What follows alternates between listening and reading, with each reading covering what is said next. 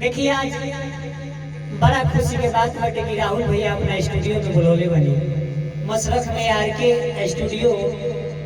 जेमे हमार जितेंद्र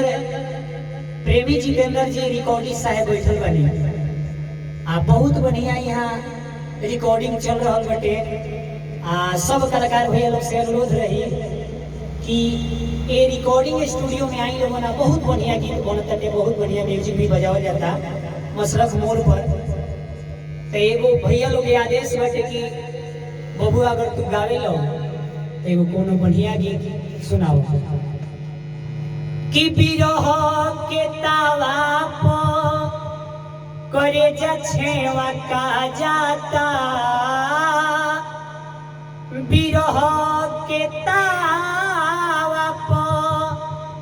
करे जा छेवा का जाता तो हाथ के मेहदी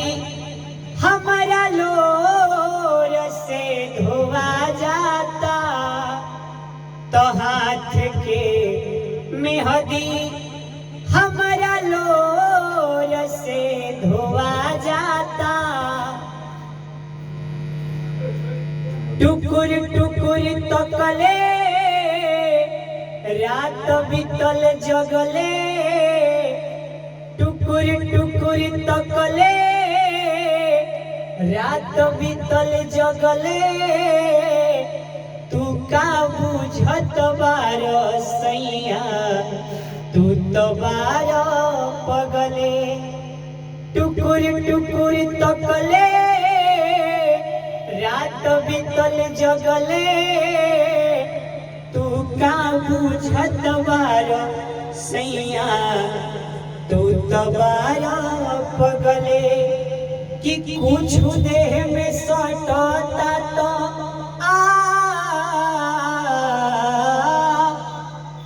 कुछ देह में सटता तो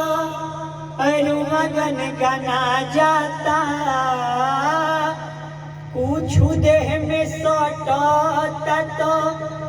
अनुमगन गना जाता